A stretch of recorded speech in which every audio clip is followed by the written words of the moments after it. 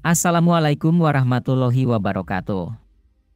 Sejarah kisah tragis Perang Padri di Sumatera Barat dan 9 fakta unik yang jarang diketahui. Perang Padri atau Perang Padri merupakan salah satu konflik besar yang terjadi di Indonesia pada abad ke-19. Konflik ini merupakan pertempuran antara kelompok keagamaan Islam yang disebut Padri melawan kerajaan-kerajaan Minangkabau di wilayah Sumatera Barat. Konflik ini berlangsung dari tahun 1803 hingga 1838 dan menyebabkan kerusakan besar di wilayah itu. Perang Padri bermula dari gerakan keagamaan yang dipimpin oleh Abdullah bin Tuanku Imam Bonjol pada tahun 1803. Abdullah memimpin gerakan ini dengan tujuan untuk mengembangkan Islam yang ia anggap telah tercemar oleh tradisi lokal Minangkabau. Gerakan ini mendapat dukungan dari sebagian masyarakat Minangkabau yang menganggap bahwa tradisi adat mereka telah terkikis oleh kebiasaan yang dianggap sesat. Namun, gerakan Padri ini mendapat tantangan dari para pemimpin tradisional Minangkabau yang menganggap gerakan ini sebagai ancaman terhadap kebudayaan dan tradisi mereka. Konflik antara Padri dan Minangkabau semakin memanas pada tahun 1820-an, ketika pasukan Padri menyerbu beberapa daerah di Sumatera Barat dan menguasainya selama beberapa tahun. Pada tahun 1821, pasukan Padri menyerbu Pagaruyung, pusat kebudayaan dan politik Minangkabau, dan menguasainya selama beberapa tahun. Serangan Padri ini menimbulkan ketakutan dan kepanikan di seluruh wilayah Minangkabau. Pada tahun 1825, pasukan Belanda yang berada di bawah pimpinan Jenderal de Kock berusaha menaklukkan wilayah Padri, tetapi usaha ini gagal. Konflik antara Padri dan Minangkabau semakin memanas pada tahun 1830-an, ketika pemerintah Hindia Belanda turut campur tangan dalam konflik ini dengan tujuan untuk memperluas pengaruhnya di Sumatera Barat. Pemerintah Belanda memberikan dukungan kepada para pemimpin tradisional Minangkabau dalam memerangi Padri. Pada tahun 1837, pasukan Belanda menyerbu wilayah Padri dan berhasil menghancurkan basis-basis mereka. Abdullah bin Tuanku Imam Bonjol ditangkap dan diasingkan ke Pulau Java. Konflik ini berakhir pada tahun 1838 dengan kemenangan pihak Belanda dan kekalahan Padri. Perang Padri menyebabkan kerusakan besar di wilayah Sumatera Barat.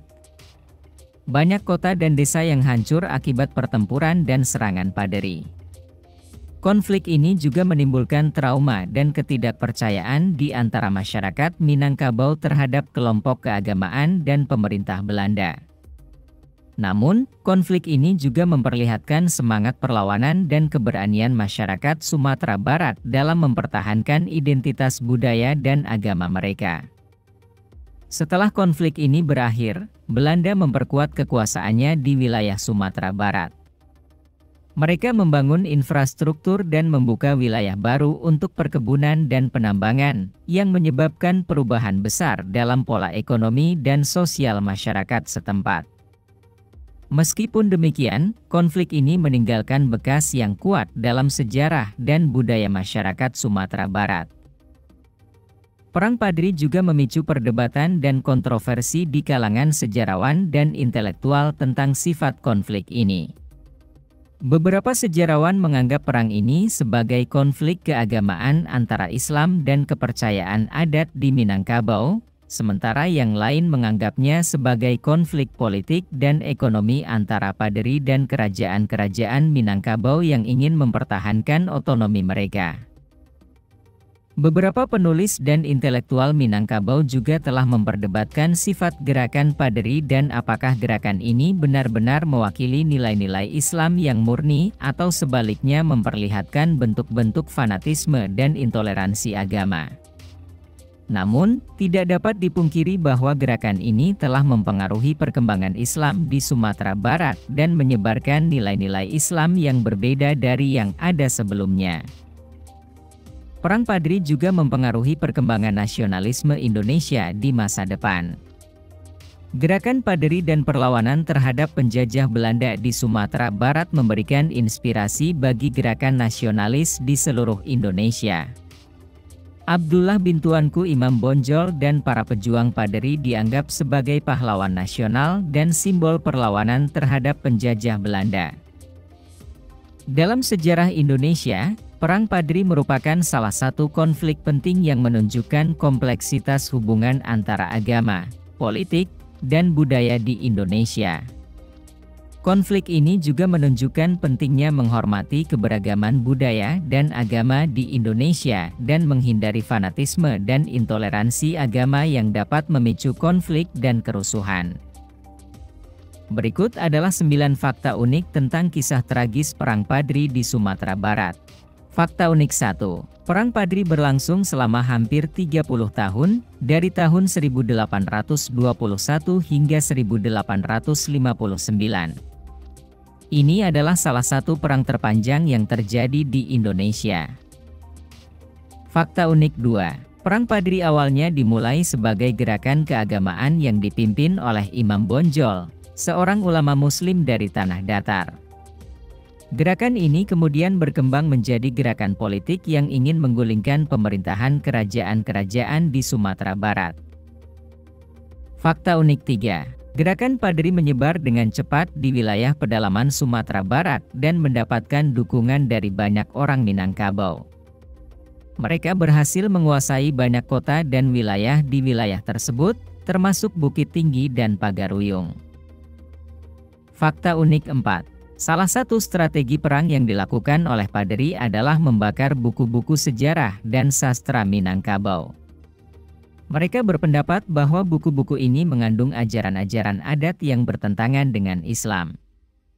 Fakta unik 5. Perang Paderi memiliki dampak besar terhadap masyarakat Sumatera Barat. Konflik ini menyebabkan kerusakan infrastruktur dan menimbulkan korban jiwa yang banyak. Banyak orang Minangkabau juga kehilangan harta benda mereka akibat perang ini. Fakta unik 6. Perang Paderi memicu perkembangan senjata di Sumatera Barat. Paderi menggunakan senjata-senjata modern seperti meriam, senapan, dan pedang besi yang dikenal sebagai karih. Mereka juga mengembangkan teknologi peledak dan membuat bom yang dikenal sebagai pacik. Fakta unik 7. Perang Paderi menjadi salah satu penyebab utama mengapa Sumatera Barat tidak menjadi bagian dari wilayah Hindia Belanda secara langsung. Belanda memerintah Sumatera Barat melalui kesultanan-kesultanan yang masih ada di wilayah tersebut. Fakta unik 8. Perang Paderi juga mempengaruhi perkembangan bahasa dan sastra Minangkabau. Banyak karya sastra Minangkabau yang hilang atau rusak akibat perang ini. Fakta unik 9. Perang Paderi menimbulkan perdebatan dan kontroversi hingga saat ini. Beberapa sejarawan menganggap gerakan Paderi sebagai gerakan keagamaan yang ingin membersihkan Islam dari unsur-unsur adat, sementara yang lain menganggapnya sebagai gerakan politik yang ingin menggulingkan pemerintahan kerajaan-kerajaan di Sumatera Barat. Berikut adalah beberapa tokoh penting yang terlibat dalam kisah tragis Perang Paderi di Sumatera Barat. Tuanku Imam Bonjol merupakan pemimpin gerakan Paderi dan salah satu tokoh penting dalam sejarah Sumatera Barat. Dia dikenal sebagai ulama dan pejuang yang gigih dalam memperjuangkan kemerdekaan Sumatera Barat dari penjajahan Belanda. Meskipun dia ditangkap dan diasingkan oleh Belanda pada tahun 1837, dia terus berjuang dan berhasil memimpin gerakan Paderi hingga akhir hayatnya. Tuanku Rao, salah satu tokoh Paderi yang terkenal, dan saudara sepupu Tuanku Imam Bonjol. Dia dikenal sebagai seorang yang sangat terampil dalam mengatur strategi perang dan menjadi komandan pasukan Paderi yang berpengaruh. Namun, ia juga dikenal karena kekejamannya dalam memperlakukan musuh-musuhnya. Tuanku Tambusai, salah satu tokoh penting Paderi yang memimpin pasukan Paderi di wilayah Siak dan Bengkalis. Ia dikenal sebagai seorang yang gigih dan berani dalam memperjuangkan kemerdekaan Sumatera Barat dari penjajahan Belanda. Kapitan Patimura merupakan salah satu tokoh yang berjuang melawan Belanda dalam Perang Paderi. Ia berasal dari Maluku dan memimpin pasukan Pattimura yang terkenal dengan keberanian dan ketangguhannya dalam melawan pasukan Belanda. Hatib Syekh Abdul Jalil, salah satu ulama dan tokoh agama yang memimpin gerakan Paderi. Dia dikenal sebagai ulama yang gigih dalam memperjuangkan Islam dan mempertahankan nilai-nilai keagamaan dalam gerakan Paderi. Raja Ali Haji, salah satu tokoh Minangkabau yang terkenal dan dianggap sebagai bapak sastra Minangkabau. Ia turut berperan dalam Perang Paderi sebagai penulis propaganda yang membantu memperkuat semangat perjuangan rakyat Minangkabau. Raja Ismail merupakan Sultan Siak yang mendukung gerakan Paderi. Dia dikenal sebagai salah satu pemimpin yang mampu mempertahankan wilayahnya dari serangan Belanda dan memperjuangkan kemerdekaan Sumatera Barat. Herman Willem Daendels, Gubernur Jenderal Hindia Belanda pada awal abad ke-19. Dia dikenal karena kebijakan-kebijakan kontroversialnya yang memicu gerakan perlawanan rakyat termasuk Perang Paderi di Sumatera Barat. Jan van Swieten, komandan militer Belanda yang terkenal dalam Perang Paderi. Dia dikenal karena keberaniannya dalam memimpin pasukan Belanda dalam pertempuran-pertempuran yang sengit melawan pasukan Paderi. Kesimpulannya, Perang Paderi di Sumatera Barat adalah sebuah konflik yang terjadi pada abad ke-19 antara gerakan Paderi yang dipimpin oleh para ulama Islam dan rakyat Minangkabau melawan pemerintahan Belanda yang berkuasa di wilayah tersebut. Konflik ini dipicu oleh kebijakan Belanda yang dianggap merugikan rakyat dan agama Islam. Perang Paderi merupakan sebuah peristiwa sejarah yang sangat bersejarah bagi rakyat Sumatera Barat. Perang ini telah membentuk identitas dan kesadaran nasionalisme bagi rakyat Sumatera Barat dalam perjuangan mempertahankan wilayah mereka dari penjajahan asing. Selain itu, gerakan Paderi juga telah berperan dalam memajukan Islam di Sumatera Barat, yang masih dirasakan hingga saat ini. Meskipun perang ini telah berakhir, namun peristiwa ini meninggalkan banyak sekali pelajaran bagi kita semua. Salah satu pelajaran yang dapat diambil adalah pentingnya menjaga persatuan dan kesatuan di dalam sebuah negara. Kita harus belajar dari kesalahan masa lalu dan berusaha memperkuat nilai-nilai persatuan dan kerukunan di tengah perbedaan. Kita juga harus berjuang untuk mempertahankan kebebasan, hak asasi manusia, dan keadilan sosial di dalam sebuah masyarakat yang plural dan beragam. Terima kasih telah menonton video ini, semoga kamu selalu sehat, dan diberikan rezeki yang berlimpah, hingga 7 turunan kelak.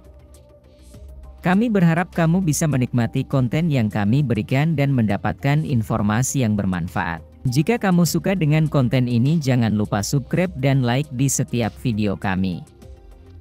Karena dukungan dan masukan kalian sangat berharga bagi kami dan semoga hari kamu menyenangkan.